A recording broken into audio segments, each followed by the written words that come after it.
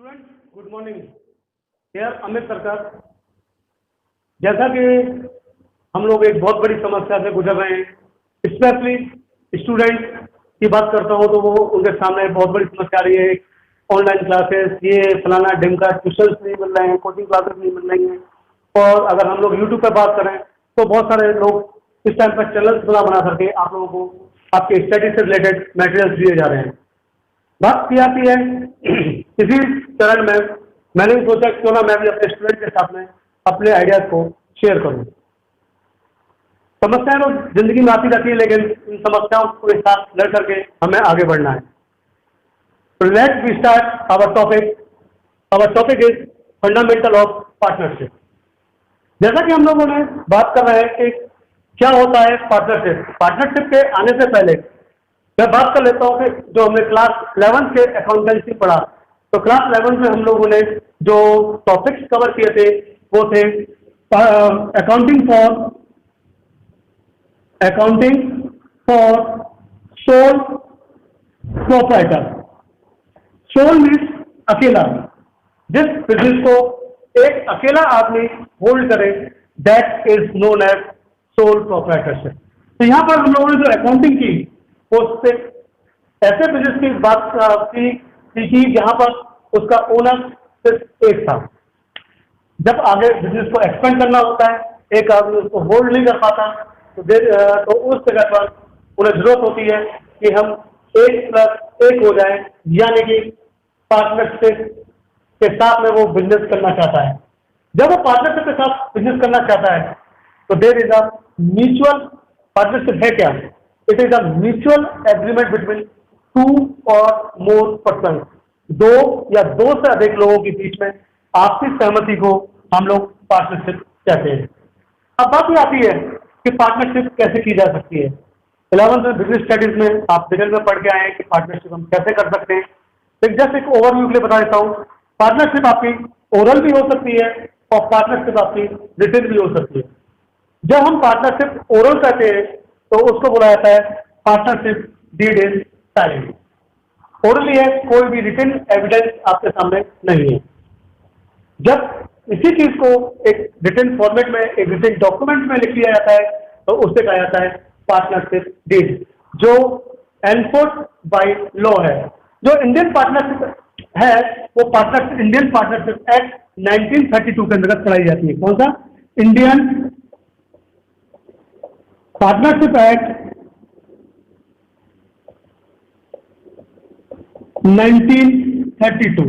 इस एक्ट के अंतर्गत हमारी पार्टनरशिप को पढ़ाया जाता है, इंडियन पार्टनरशिप एक्ट 1932। अब बात मैंने ये कही कि when partnership deed is silent, जब हमारी पार्टनरशिप डीड साइलेंट है तो उस केस में जो भी पार्टनर्स हैं उनके राइट्स क्या हैं, उनके अधिकार क्या हैं।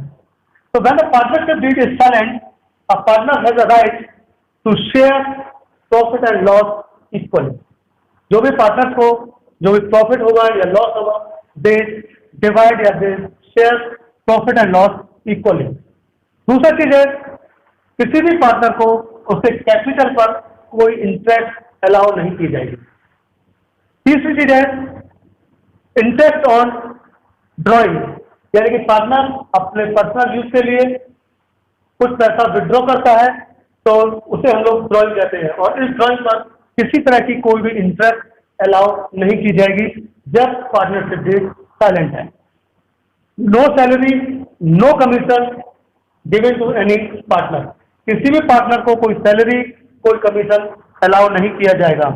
इंटरेस्ट ऑन लोन, यस, अगर किसी पार्टनर ने कोई लोन दिया हुआ है फर्म को तो उस पर interest will be allowed at a rate of 6%। इस बात को ध्यान में रख लेना कि अगर कोई इंटरेस्ट के बारे में कुछ भी नहीं कहा जा रहा है, पार्टनरशिप डीड साइलेंट, तो उस केस में इंटरेस्ट जो है 6% पर एनम के हिसाब से अलाउ कर दी जाएगी।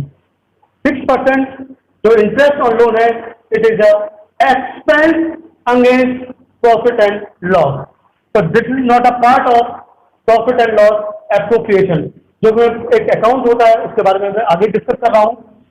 अगर या देयर इज अ डीड, अगर हमारे पास डीड है, रिटन एविडेंस है तो जो प्रॉफिट डिस्ट्रीब्यूशन होगा वो according to the partnership deed होगा।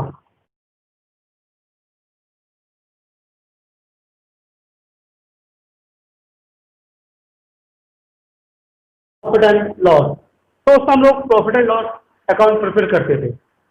प्रॉफिट एंड लॉस अकाउंट में डेबिट साइड में एक्सपेंसेस आते थे, क्रेडिट साइड में इनकम आती थी।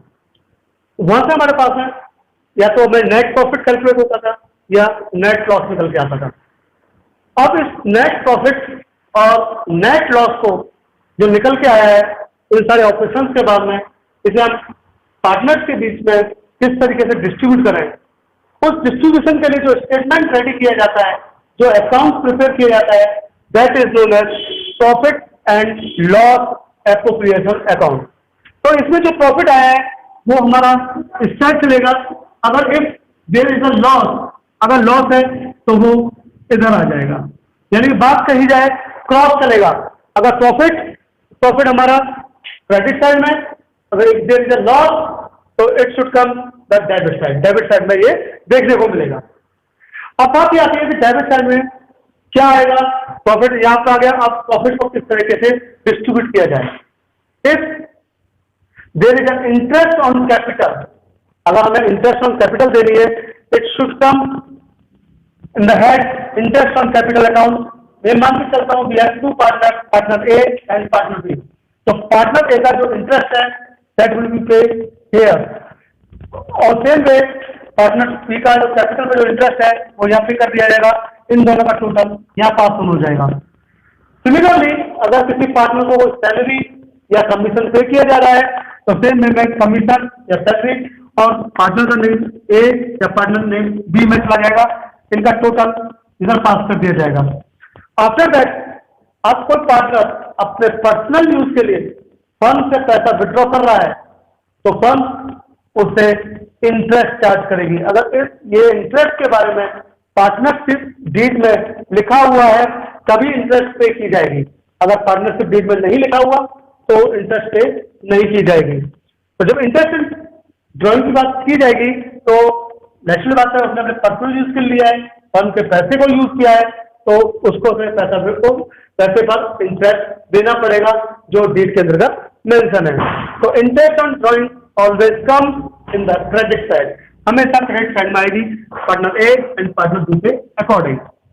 जब इसके बाद में इन दोनों का टोटल करेंगे और उसको इक्वलाइज करने की कोशिश करने के बाद में बैलेंस निकल के आएगा, दैट बैलेंस को ट्रांसफर कर दिया जाएगा पार्टनर्स के कैपिटल अकाउंट में in the head of profit transfer to the partners capital account. जो भी होगा जिस रेशियो में उनकी डीड बनी हुई है उस रेशियो के अंतर्गत इस प्रॉफिट को डिस्ट्रीब्यूट कर दिया जाएगा, that is for the partner A and partner B. तो इस तरीके से हम लोग profit and loss appropriation account बनाते हैं।